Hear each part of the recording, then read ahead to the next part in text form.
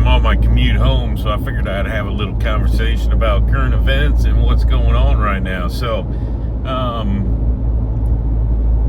as a child of the 70s, and I joined the military in the mid to late 80s, a lot of the stuff that's going on today reminded me of 35, 40 years ago. So, a couple of things that I find interesting and congruent with what I did when I was in the service.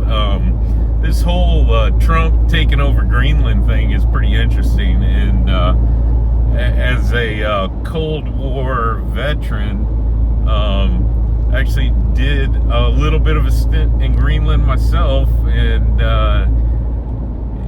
working on the Thule line. So for those of you who don't know, the Thule line was a distant early warning radar line that crossed across northern Canada, and then across to Greenland, across the ice cap. There was a die, I can't remember, it was die 2 or 3 in the middle of the Iceland ice cap, and then it went across from there to Keflavik, Iceland. I had to think because I went there too.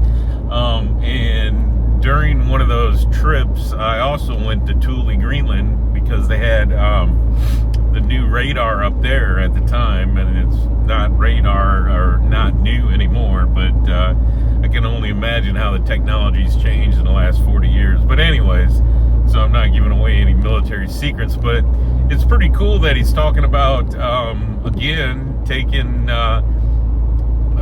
back or consolidating our defense by taking Greenland. So I was, and as you can tell, I'm smiling. I think it's pretty interesting that the guy, and you may not like him, but the whole Monroe Doctrine, it's coming out, and I finally saw another YouTuber, not that I'm a YouTuber, but I saw a YouTuber actually bring that up, that it's the Monroe Doctrine, which is what we used to do, that we had control of our own hemisphere and we didn't want our enemies operating. And the fact that we flat out called China our enemy, and we wanted them out of Venezuela, and so we went in and we took Maduro, and it makes a lot more sense than doing an endless war in the Middle East when we got Venezuela literally has more oil than Saudi Arabia and a couple of the other countries. It's like the biggest reserve. So, if you're going to have a war over oil, you should probably make sure you take care of it and have the war where they got a lot of oil and we can actually have control of it. So, again, I'm not a warmonger.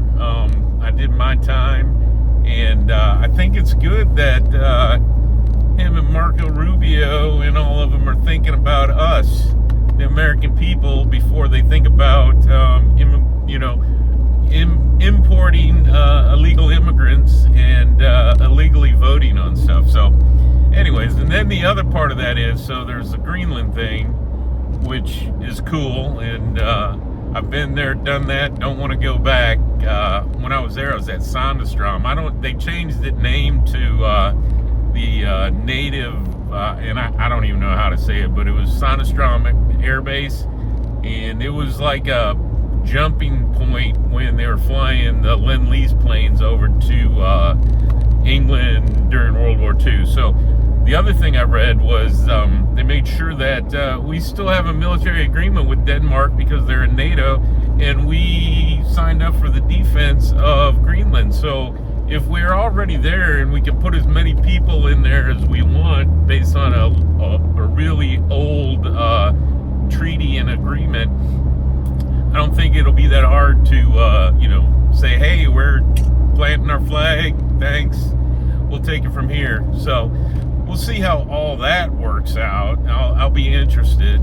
And then the last thing I wanted to say today on my little commute here is the whole, I was at lunch today and I was watching the videos of them tracking down and taking control of Venezuelan oil tankers that miraculously rebadged themselves as Russian tankers.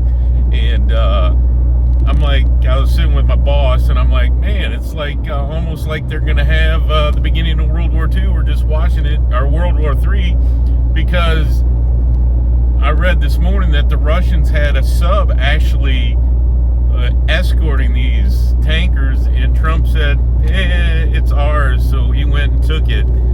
So they actually have P-3 sub hunters out flying around to make sure that Russia knew that we knew that they had subs there and that they needed to let us take it. So anyways, with that all being said, I'm a little tickled about the whole situation, you know. And again, not that I'm a warmonger, but I really enjoy watching the news and all these Karens and everything lambasting Trump about all the evil stuff, you know. They were protesting No King's Day, and then all of a sudden it's okay to be a dictator. So you got Maduro, who's like a dictator, and I saw some Venezuelan TikToks and reels about the people are like happy about it because this guy disappeared a whole lot of people. And the lady I was watching, she's like, he's got a lot of blood on his hands. So that's why everybody is pretty happy about the fact that we went in, we got him, and we brought him back, and now he's going to pay for his crimes. So I think it's a win-win for all of us, you know. And there might be some gnashing of teeth and all that, but you know, they got a lot of minerals in Greenland. We've already been defending it since the 1940s. So, you know, and like I said, I've been there, done that, and I spent some time there. And it's not that nice of a place, but we've been defending it. So why shouldn't we have it?